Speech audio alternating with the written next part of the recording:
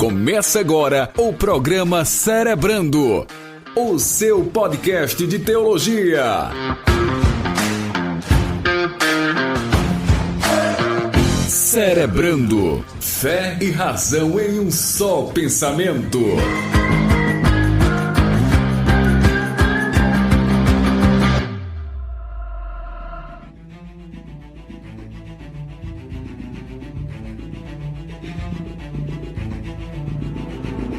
Olá, eu sou Jefferson Rodrigues e quem tem ouvidos ouça o que o Cerebrando diz à igreja.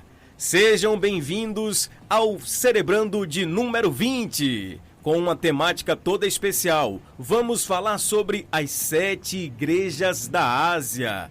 É isso mesmo, você pediu e estamos aqui para falar sobre as 7 igrejas da Ásia, começando hoje pela igreja de Éfeso. E olha só, tem muita coisa boa vindo por aí. Serão 7 quintas-feiras com 7 convidados falando sobre as igrejas da Ásia, a sua realidade, contexto histórico e, claro, aquela aplicação prática cerebral para abençoar a sua vida. E para bater esse papo aqui comigo, os meus amigos de sempre, Silas Siqueira, Bruno Melo, Edmilson Rocha, e o nosso convidado especial de hoje é o nosso querido Jonatas Costa, que vai bater esse papo com a gente, e eu já quero cumprimentar os meus amigos para esse bate-papo.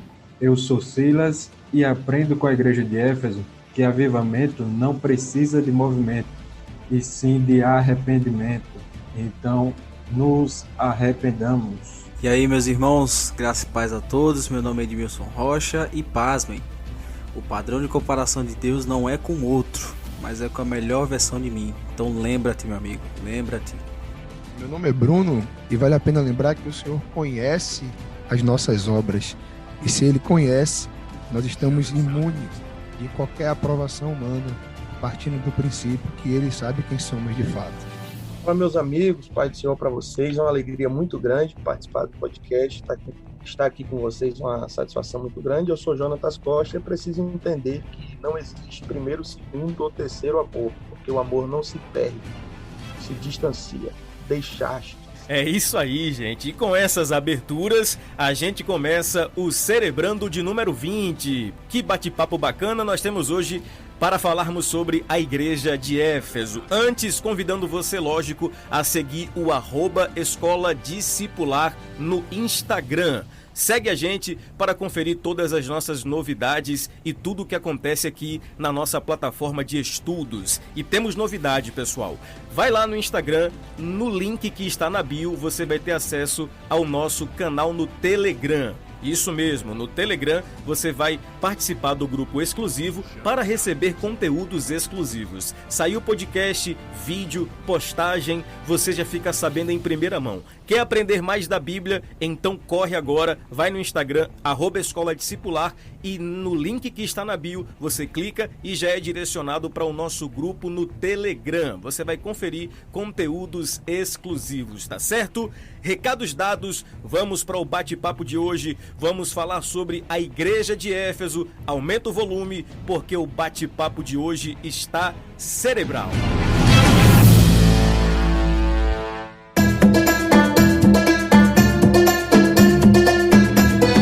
Meus amigos, começando aqui o nosso bate-papo, eu queria introduzir aqui a nossa conversa e já trazer o pastor Bruno aqui para nos contextualizar acerca da realidade introdutória das igrejas da Ásia. E eu queria que o pastor Bruno se expressasse porque ele é PhD em igrejas da Ásia.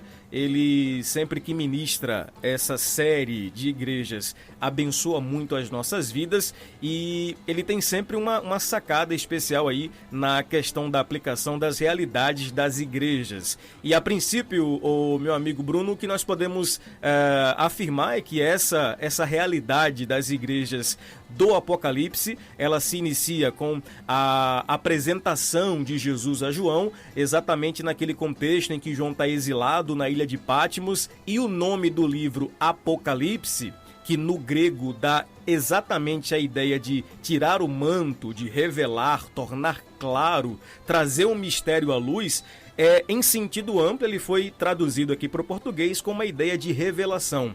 Então já dá para contextualizar aí que Apocalipse é o livro da revelação de Jesus. Então, se muita gente tem medo do Apocalipse, não deveria, porque na verdade fala da revelação de Jesus, e isso não pode nos causar medo, pelo contrário, tem que nos causar esperança sobre essa revelação. E aí, o que é que você tem a falar sobre esse contexto introdutório?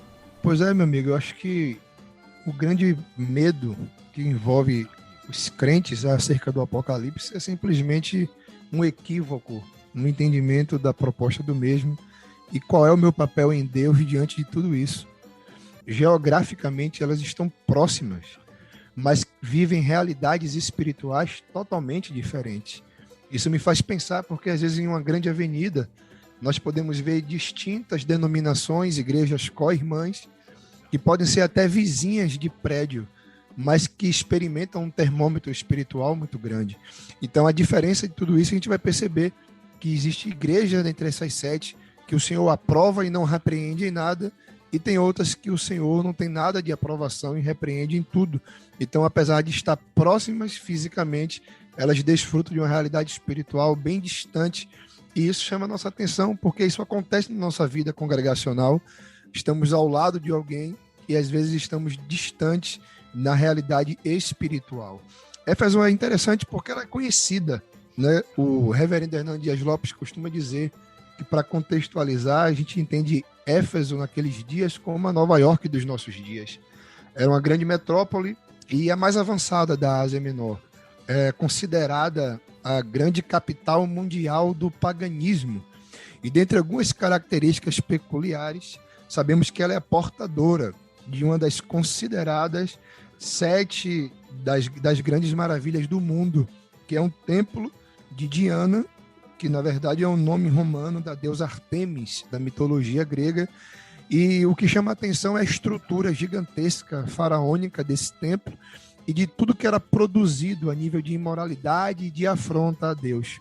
É uma cidade próspera, localizada geograficamente de forma assertiva, e isso lhe trazia recurso econômico, trazia uma proeminência posicional, né, quando a gente olha para a geografia daquela região, mas é justamente nesse lugar de devassidão, de perversidade, de imoralidade, de um crescimento da prostituição, glutonaria, orgia, bebedice, um verdadeiro esgoto da iniquidade, que o reverendo Hernando Dias Lopes, parafraseando ele vai dizer que o Senhor plantou uma igreja frutífera nesse céu de atrocidade.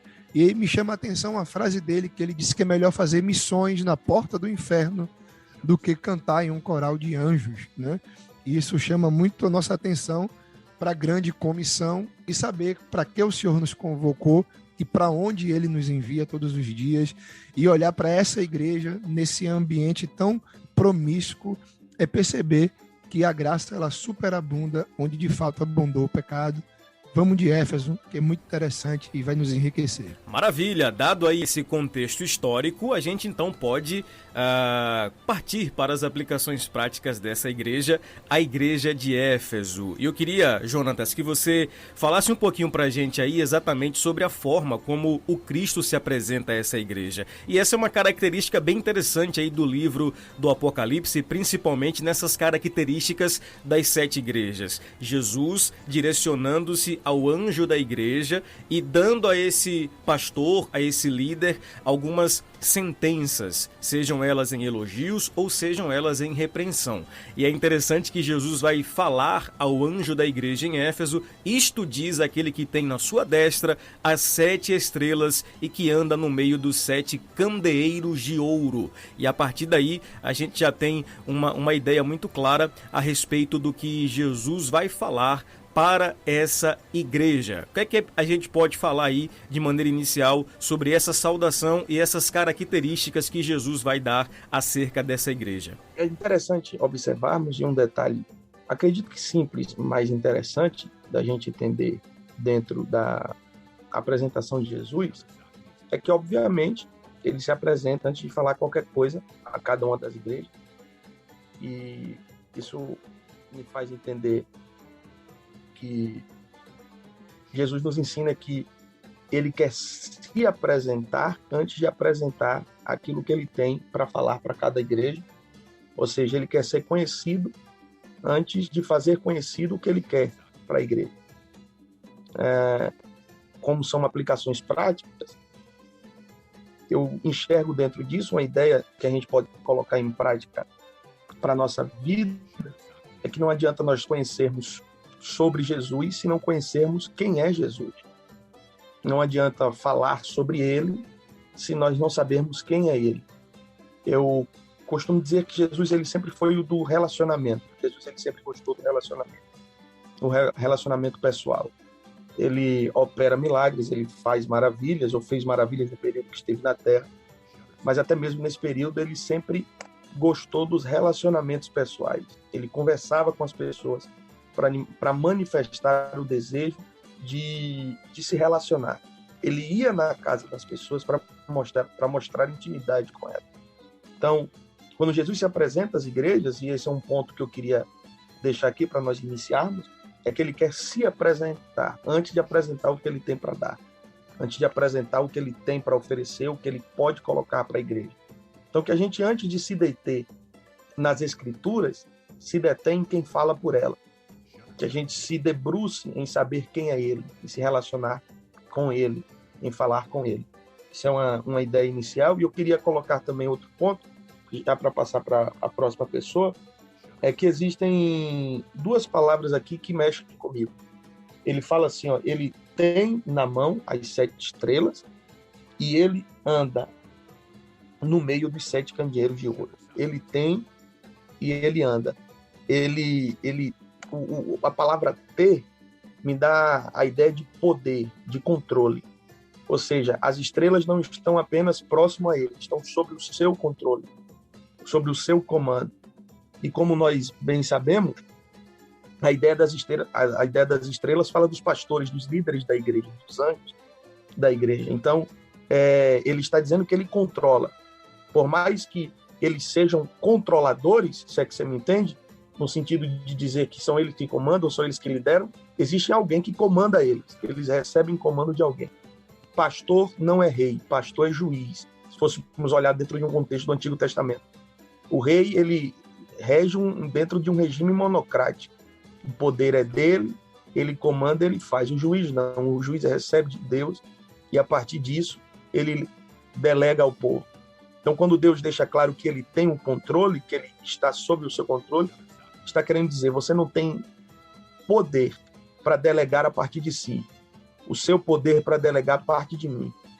Então, o pastor que deixa de ser juiz passa para ser rei, ele sai do sacerdócio e passa a ser autoritário, passa a ser ditador. Então, a gente precisa entender essa ideia que ele tem, ele ainda comanda. Por mais que existam líderes, o comando está em sua mão. E segundo, ele anda, ou seja, ele tem liberdade, ele tem acesso livre, ele se movimenta, há um mover dele. E esse mover, as mentes mais modernas vão levar para o lado do emocional, do ambiente de culto, só que eu encaro mais esse mover como está perto, está no meio, está envolvido com as coisas. Está envolvido com as coisas, a gente está envolvido com os sentimentos, está envolvido com as dores, está envolvido com tudo, com os problemas. Ou seja, ele também se envolve com os problemas, ele também se envolve com as dores, ele se envolve com tudo o que está ao nosso redor. Esses 2 pontos que eu queria deixar bem claro para a gente começar o bate-papo daqui para frente. Oh, muito bem observado, cara, muito bem observado. E já para passar a bola para Silas e por consequência para Edmilson, ô Silas, esse detalhe aí que o Jonatas falou me chama muito a atenção, cara. Essa ideia deste relacionamento de Jesus para com essa igreja. E essa expressão é muito interessante, ele anda no meio dos 7 castiçais, dando a ideia que ele está no meio da igreja, ou seja, nesse processo relacional. Observe que ele vai denotar problemas, não só em Éfeso, mas em algumas outras igrejas, mas ainda assim ele está no meio dela. Por mais que a igreja ela possua problemas, essa é a característica da igreja de Jesus. Ele ainda está no meio dela, apesar dos problemas e apesar das pessoas que ali estão. Seria mais ou menos por aí a ideia, né? Exatamente. E Jesus, ele vai mostrar que não é só responsável, não é só ele que está no comando, como ele, antes de falar sobre qualidades e defeitos da igreja, ele mostra que é responsável e que anda no meio, que conhece, que sonda. Então ele tem a autoridade para poder falar sobre a igreja, falar sobre suas qualidades, falar sobre seus defeitos, e também, como ele se move no meio intimamente, ele tem a autoridade de orientar no que aquela igreja precisa mudar, para estar mais de acordo com a vontade dele. E se nós não estamos sobre esse senhorio de Cristo, na nossa vida particular, não aplicando só como congregação, em que Jesus Cristo ele é Senhor sobre nós e que ele anda conosco e nós temos o entendimento que ele nos conhece, nós não estaremos abertos a esse juízo de Cristo, do que nós temos como qualidade, do que nós temos como defeito e do que nós podemos mudar para estar no centro da vontade dele.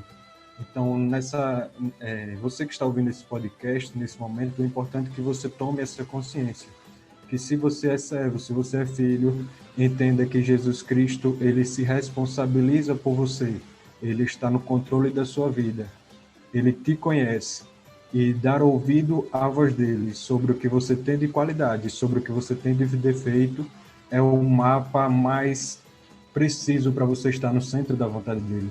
Joia, joia. O Ed, veja só, dado a apresentação de Jesus para essa igreja, ele agora vai trazer o retrato dessa igreja.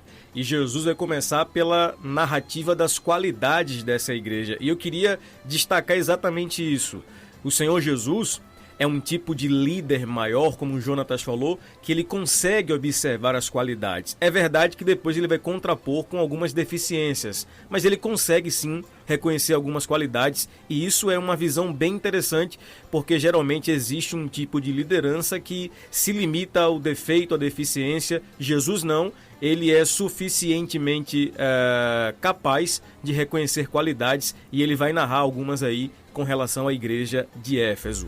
Exatamente, no versículo 2, né, ele vai dizer: conheço as tuas obras, né, e o teu labor, o teu trabalho, e também a tua perseverança.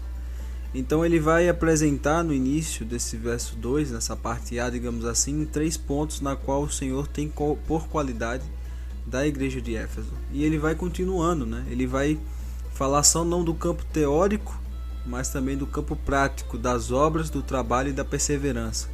Como é que essa igreja apresentava essas 3 características ao Senhor?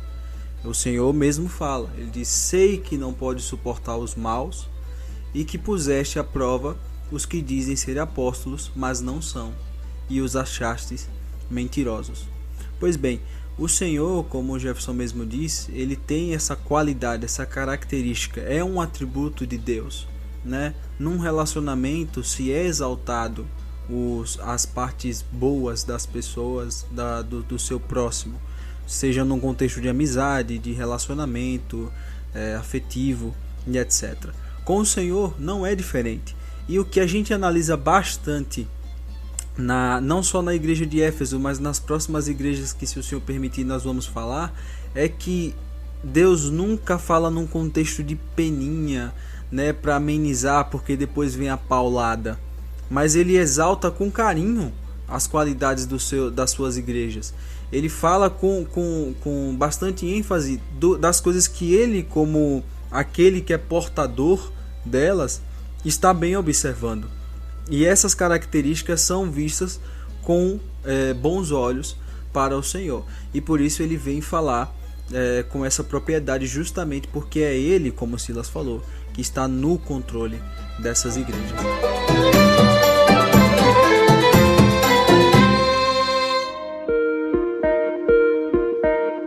Bacana.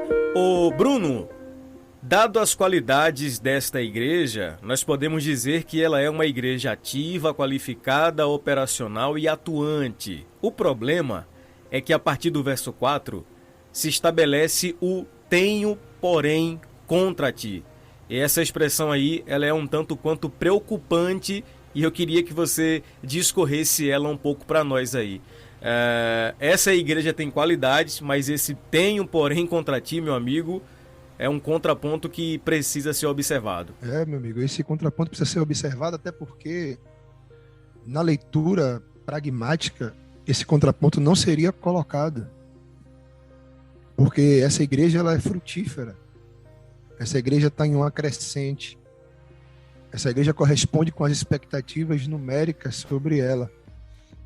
Mas o Senhor está nos ensinando que o coração dele não está no que nós fazemos, mas em quem nós somos. Porque alguém pode medir a qualidade da mão de obra de um obreiro, de um ministro, pelo aquilo que ele produz. E nós costumamos rotular pessoas assim até como referência.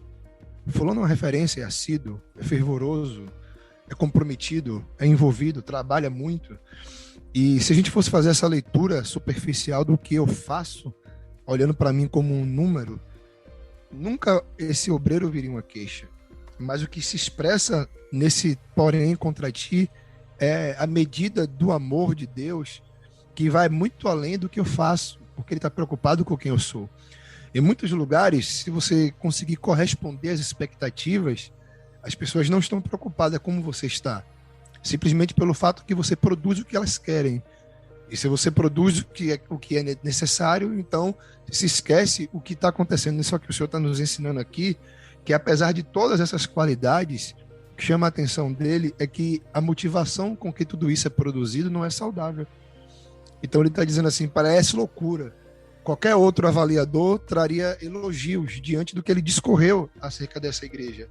E foram muitas as qualidades: trabalho árduo, perseverança, intolerância ao erro, discernimento doutrinário, prova aos impostores, suporta o sofrimento, é paciente, não se cansa, porém não ama.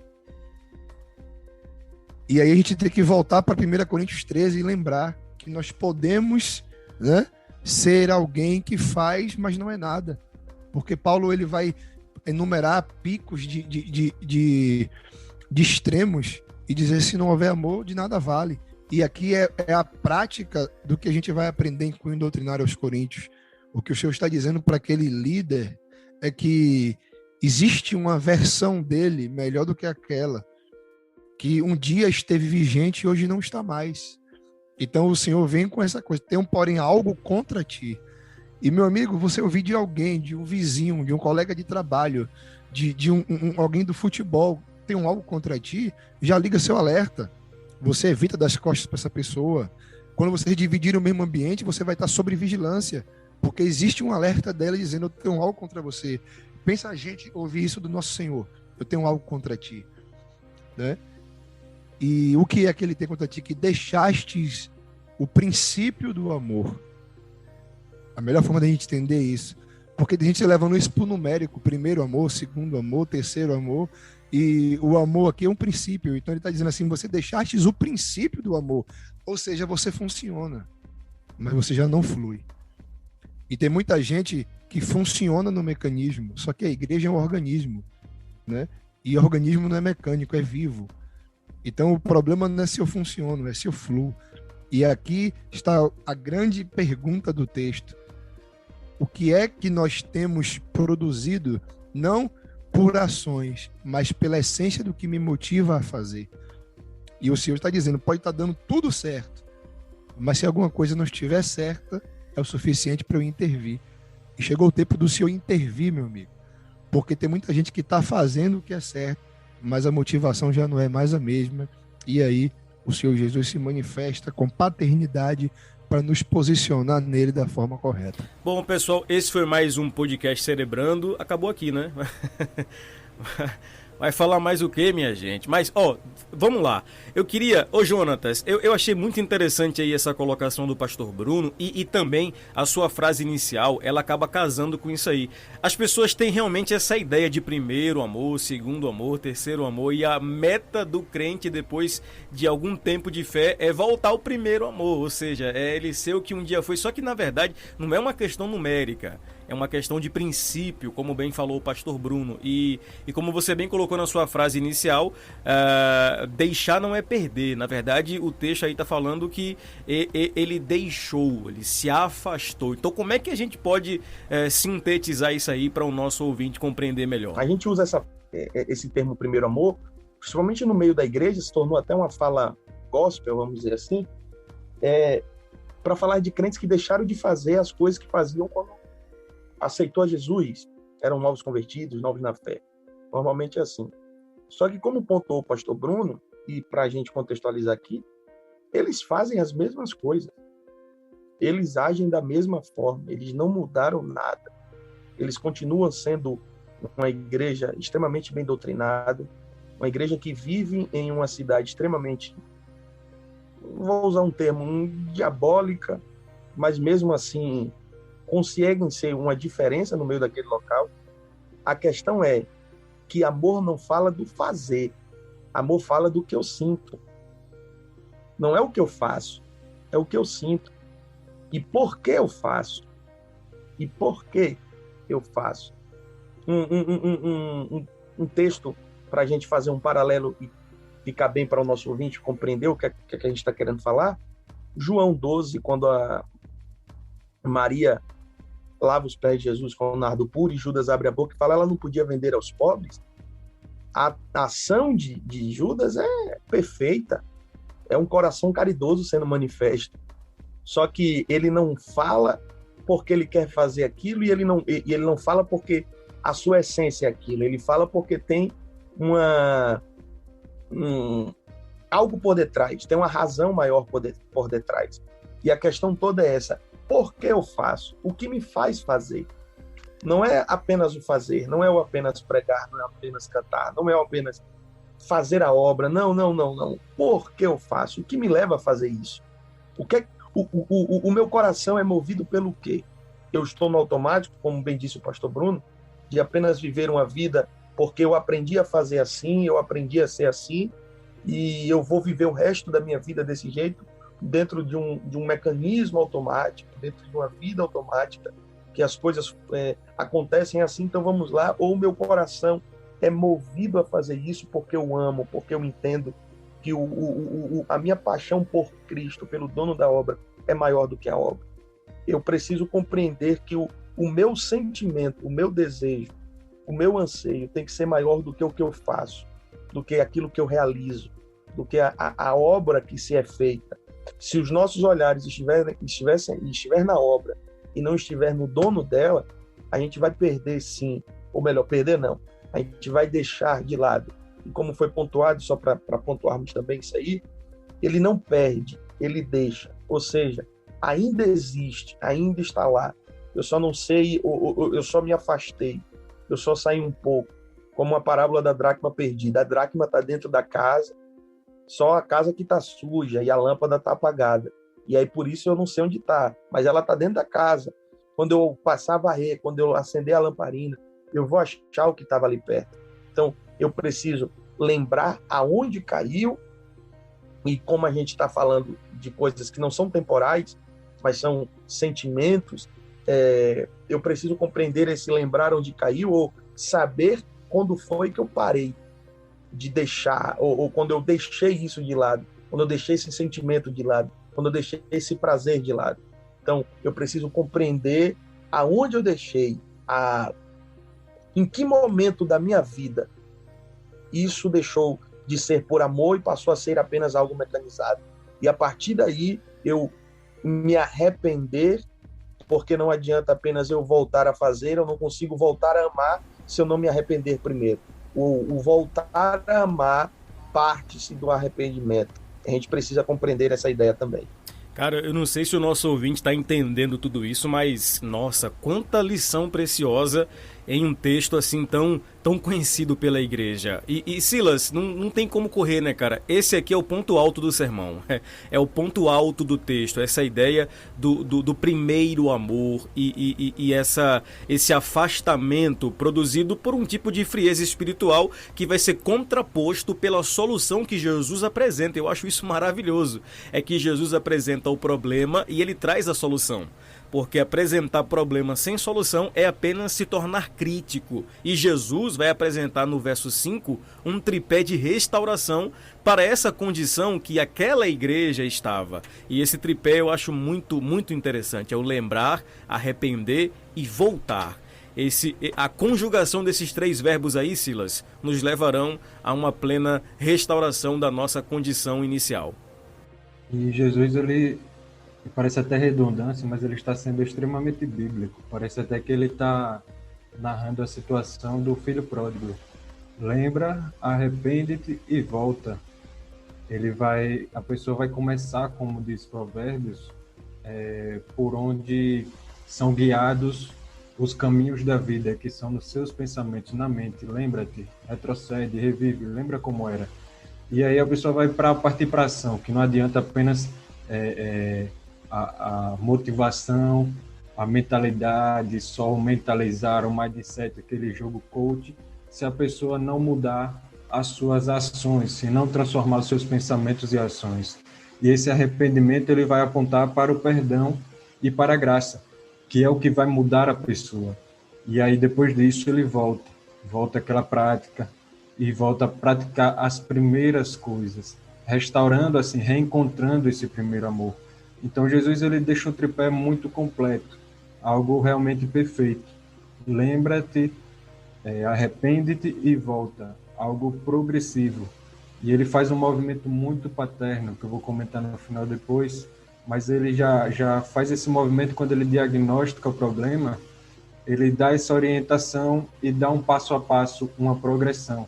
Ou seja, como você falou um pouco antes, Jesus ele não é aquele tipo de crítico que apenas expõe o problema e não diz a solução, mas ele é o que traz a crítica bem-vinda, aquela que critica, mas que orienta como melhorar. E se nós exercitarmos isso, nós passaremos a ser muito mais ouvidos pelos outros. E também nós temos que dar espaço para esse juízo na nossa cabeça, o estabelecimento de pessoas que sejam juízes sobre nós, pessoas que sejam como Cristo, o próprio Cristo. O Ed, eu acho interessante a construção progressiva do texto, né? Jesus fala assim, ó, eu tenho a solução. O tripé é, lembre, se arrepende e volte. Se não, brevemente virei a ti e removerei do seu lugar o castiçal. Se não te arrependeres. É interessante Jesus, né? É uma ação bem pedagógica, até mesmo paternal. Porque quando meu pai falava assim, ó, se você fizer isso, você vai alcançar o resultado. Se não, rapaz, esse se não causava um medo intrínseco, assim, porque ele tá apontando realmente assim uma questão, ó, tem um risco aí, porque se você não fizer, a sentença virá, a punição chegará, e essa punição virá através da disciplina e do juízo. Cara, Jesus é muito pedagógico, né? Cara, em outro contexto, nós vamos ver Jesus dizendo assim, pois não repreendo, né, a quem não amo, né? Então, o Senhor, ele mostra esse cuidado dele, justamente manifestando o amor dele por essa igreja. Né? O que as pessoas têm medo, né? Voltando à primícia do assunto aqui do podcast, quando as pessoas têm medo do Apocalipse, às vezes é porque ela não teve essa visão do ser pedagógico de Deus, do amor de Deus, de Deus ser um pai. Talvez essas pessoas ainda não tenham visto Deus, o amor de Deus, não tenham conhecido o amor de Deus. A gente se tem muitos mistérios, né? Muitos folclores em cima do livro de Apocalipse, justamente porque elas têm essa ideia de como se fosse um filme de terror, mas na verdade é uma das coisas mais lindas do mundo, porque nós vemos 7 igrejas com falhas tão grandes, na qual eu não sei vocês, mas eu me encaixo em todas essas falhas. É impressionante. Mas ao mesmo tempo a gente se enquadra nesse amor que Deus tem por todas essas igrejas. Por isso nós não somos menos importantes do que a igreja de Éfeso, de Tiatira, de Sardes, Esmirna, enfim, e as outras. Mas nós estamos debaixo desse cuidado do Senhor. Uma coisa que a gente passou aqui e me chamou a atenção, meu amigo, é que nós vivemos a geração das comparações, né? E esse contexto se direciona para 7 igrejas, são 7 pastores que estão sendo admoestados, mas a gente não vai ver Jesus comparar um ao outro. E isso chama muito a minha atenção, porque normalmente, para pontuar o defeito do Jefferson, eu olho a qualidade do Bruno. Para pontuar o defeito do Bruno, então eu evidencio a qualidade do Jefferson, porque nós temos erros diferentes e qualidades diferentes. Só que o Senhor, quando ele para nos exortar, ele vai nos apresentar a nós mesmos, porque o espelho de Cristo me mostra uma versão melhor de mim. E o que é que acontece quando existe comparação? Eu posso justificar. O Senhor me comparou com Jonathan, e aí eu posso dizer o que Jonathan teve em favor dele que eu não tive, e o que justifica meu desnivelamento para ele. Mas quando o Senhor me compara a mim mesmo, está dizendo assim, em outro momento, eu conheço uma versão melhor de você. Você já foi mais piedoso, você já foi mais comprometido, você já foi mais quebrantado, você já foi mais temente. O que dizer a um Cristo que está falando de mim mesmo em um outro momento? Em outras palavras, ele está dizendo assim, não tem espaço para escapismo. Eu sei que você pode fazer melhor. Então, o processo do tripé começa com um choque. É Jesus me mostrando uma versão melhor de mim. E isso não me dá recurso de me vitimar, porque eu sei que eu posso ser aquilo que ele requer de mim. E aí, depois disso, vem a solução, que é o arrependimento. E o fruto do arrependimento vem logo em seguida. Volta, toda restauração é fruto do arrependimento. Porque a gente pode enxergar esse arrependimento aqui como uma transformação de pensamentos e ações. É uma mudança brusca de rumo. Então, quando esse tripé se estabelece, é justamente aqui que está a espinha dorsal do texto. E o se não fizer, sabe o que está querendo dizer? É que nós temos recursos e capacidade de fazer. Ou seja, a não execução da orientação é uma decisão nossa de não sair desse lugar. E ele vai dizer assim, removerei de ti o castiçal. Voltando para a linguagem figurativa, a estrela é o pastor, o castiçal é a igreja, ele está dizendo assim para o pastor, se for para fazer do seu jeito e não do meu, então eu vou tomar o que eu te confiei para administrar. E isso, meu amigo, nos leva a pensar muito, porque ainda existe um Deus que nos freia no nosso ministério para nos restaurar na nossa identidade.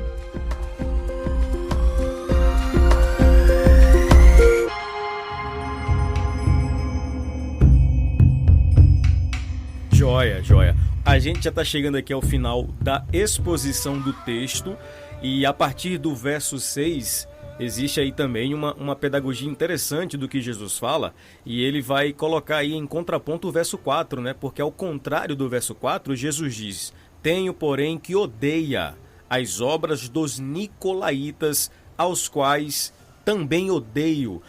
Quem eram esses nicolaítas? Talvez o nosso ouvinte esteja aí fazendo exatamente essa pergunta. É uma expressão que não é tão comum aí no contexto bíblico e principalmente do Novo Testamento. O que é que dá para falar sobre eles e por que essa igreja odiava e Jesus também odiava esses chamados nicolaítas? Há uma teoria, há uma fala dos pais da igreja, entre eles Irineu, que afirma dizer que os nicolaítas eram os discípulos de Nicolau. Os discípulos de Nicolau. E, segundo o próprio Irineu, ele vai afirmar que Nicolau era um dos 7 diáconos escolhidos na igreja em Atos 6. Um dos 7 diáconos que apostataram, na verdade, que o Nicolau vai apostatar da fé. Junto com isso, ele vai criar, no seu tempo, para o seu tempo, uma espécie de evangelho moderno que defendia, entre tantas coisas, ou entre tantas heresias, o fato do prazer e da graça infinita. Da graça infinita, da graça que existe independente do que eu faço, independente do que eu ajo, independente se eu tenho arrependimento, se eu não tenho. Na verdade, tem uma heresia dos nicolaítas que me chamou bastante atenção, que eles dizem assim, que o corpo não importa, o que importa é o espírito. Se o corpo não importa, o que eu faço do meu corpo, com o meu corpo, não tem problema algum. Então, eles eram promíscuos por completo, eles eram depravados sexualmente, e o que a Bíblia vai falar é que tens, porém, a teu favor que odeia as obras dele. Como se Cristo estivesse dizendo assim para eles, vocês se afastaram, mas pelo menos vocês não mudaram as suas obras. Pelo menos vocês não se corromperam. Pelo menos vocês não se mancharam. E um ponto interessante é que, como o Nicolau era de dentro da igreja, aqueles que defendiam as suas teses não eram de fora, era de dentro. Então, era uma turma de dentro da igreja que defendia a promiscuidade numa cidade promíscua. E mesmo tendo esse povo dentro da igreja promíscuo, numa cidade que era perfeita para o ambiente, para o que eles defendiam, porque, como disse Bruno na introdução do texto, a cidade de Éfeso era uma cidade extremamente pagã, idólatra de Diana, e na festa de Diana eles bebiam, vomitavam para beber de novo, se prostituíam e paravam de se prostituir. Então, era uma cidade perfeita para a doutrina que estava sendo pregada. E mesmo assim, eles não se corromperam. Isso me faz entender o quê? Que tem como se arrastar em santidade, mesmo sem ter força.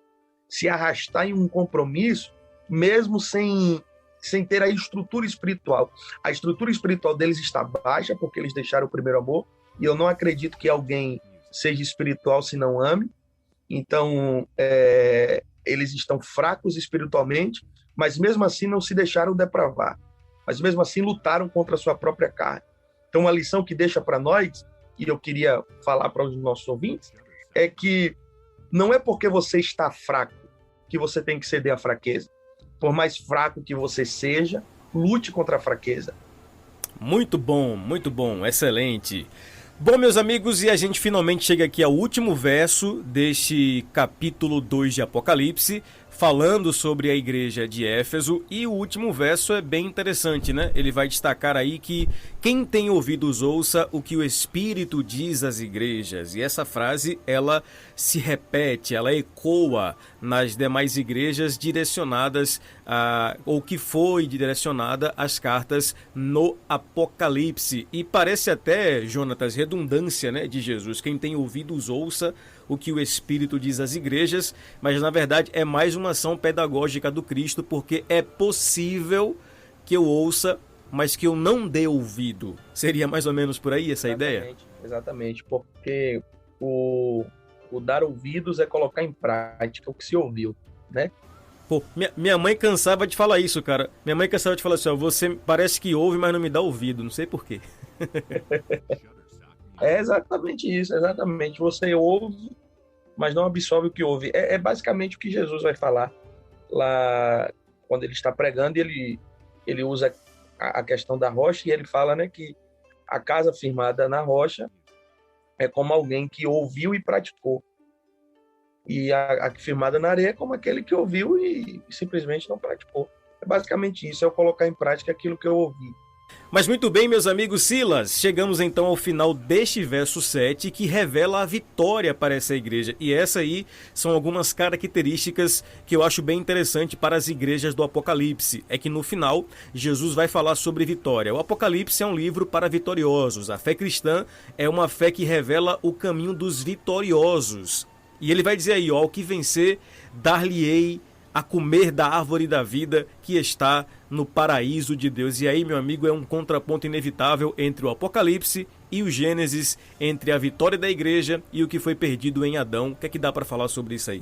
Para fazer um apanhado final, uma aplicação final aqui sobre a igreja de Éfeso, é que eu gostaria de trazer uma visão um pouco diferente sobre quem se enxerga nessa situação da igreja de Éfeso, né? Afastado do que chamamos do primeiro amor, aquela pessoa que sente que deixou esse primeiro amor, que está vivendo no automático e não sabe como voltar a viver, o organismo vivo.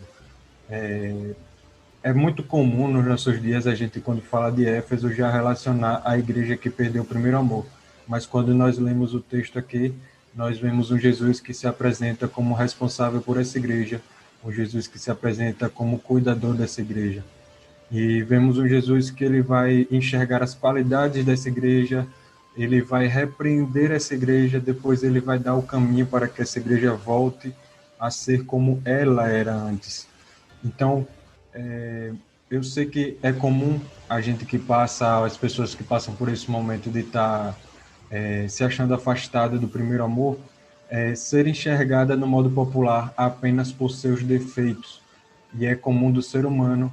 Você pode ter várias qualidades, mas o seu defeito ele sempre acaba sendo mais destacado. Mas aplicando na sua vida essa palavra, eu quero lembrar a você que Jesus, através desse podcast que você está ouvindo, se apresenta como responsável por sua vida, se apresenta como cuidador de sua vida. Ele, através dessa mensagem de hoje, te deu o caminho para que você ache o primeiro amor para o qual você tenha se afastado. E ele te deixa uma promessa de vitória. Ao que vencer, dar-lhe-á de comer da árvore da vida. Aquilo que foi perdido no Éden será achado na igreja. E Jesus é o responsável e cuidador de você. Então volta, lembra-te, arrependa-te e volta, acha esse primeiro amor e depois volta para contar o testemunho no comentário. O que Bruno falou me faz lembrar de uma frase muito importante do C.S. Lewis que nos ajuda a esclarecer mais ainda. O C.S. Lewis ele dizia que só se sabe quem é mau quando o indivíduo tentou desesperadamente ser bom. Então nós vemos exatamente isso na igreja de Éfeso. A questão é que as falhas da igreja de Éfeso, elas são enxergadas pelo Senhor. Porém, a nossa óptica às vezes é de julgamento, no sentido de olhar a questão de Éfeso ter aquela questão contra, né? Aquela frase que o Senhor diz, porém tenho algo contra ti. Mas o Senhor enxerga Éfeso como um todo. A ótica do Senhor é extremamente diferente da nossa. Por isso que o Senhor ele vem falar exatamente isso que o Bruno está dizendo, que é perfeito. O Senhor ele conhece a nós, e por isso ele compara a nós mesmos. Ele não precisa de outra comparação, de outro espelho, a não ser ele mesmo, para fazer com que a gente enxergue isso. Portanto, a frase de C.S. Lewis, eu acho que ajuda muito a gente esclarecer essa questão. Só se sabe quem é mau, quem tentou ser bom. Joia! Bom, meus amigos, finalmente então chegamos aqui ao final do nosso podcast e eu já queria ouvir aqui as considerações finais, começando pelo nosso convidado Jonatas, cara, obrigado aí por aceitar nosso convite, foi muito bom aqui a sua participação e espero ter você conosco aqui em outros bate-papos, fechado? Fechado, pode contar comigo, até porque eu fui mais enriquecido do que enriqueci esse podcast. Eu ouvi muita coisa aqui que agregou bastante. Eu quero agradecer a vocês pelo convite. Estou disposto a participar novamente quando vocês precisarem, mais para aprender do que para qualquer outra coisa. Um abraço para cada um de vocês aí. Pastor Bruno, começamos bem. Éfeso é uma igreja com muitas lições e tem muita coisa boa vindo por aí. Sim, meu amigo. Na verdade, essa série ela é bem enriquecedora. E a mensagem central de Éfeso, só colaborando com o que os meninos já diagnosticaram, essa expressão de amor. E Silas falou algo que me fez pensar, inclusive eu estava pensando agora sobre isso. Existe um pano de fundo da igreja de Éfeso que aponta diretamente para a intervenção do pai e o pródigo. É realmente uma manifestação de amor de um Senhor que tem zelo pelos que têm compromisso com ele. E essa intervenção é a nossa oração diária, que sempre que a gente caia nesse mecanismo de rotina, que o Senhor possa nos dar a oportunidade de nos lembrar, nos arrepender e voltar. É isso aí, meu amigo. Tamo junto. Show de bola, meus amigos. Finalizando, portanto, aqui mais um podcast Cerebrando de número 20. Antes, lógico, as nossas implicações futebolísticas no Apocalipse. Já pararam para pensar que o Apocalipse enfatiza muito o número 7, 7 igrejas, 7 espíritos, 7 castiçais. E vou lançar a braba aqui, viu? Vou lançar a polêmica. O Flamengo tem 8 ou 7 títulos brasileiros? Afinal de contas, 87 é do esporte, meus amigos flamenguistas. Polêmica não, isso aí é apenas uma constatação. Tá, isso. E falar que Flamengo é campeão tem que faltar o primeiro amor, deixar bem claro. Falar que 87 é do esporte é reconhecer que o Palmeiras tem mundial. Outra polêmica. Ixi, é terraplanista. O cara que reconhece que o Palmeiras tem mundial é terraplanista. Bom, Finalizando então nosso podcast, depois dessas implicações futebolísticas, mais uma vez nosso muito obrigado pela sua audiência. Não se esqueça, se inscreva lá, aliás, participe do nosso grupo no Telegram para receber notificações acerca dos nossos podcasts e todo o nosso projeto. Um grande abraço, Deus te abençoe e até a próxima!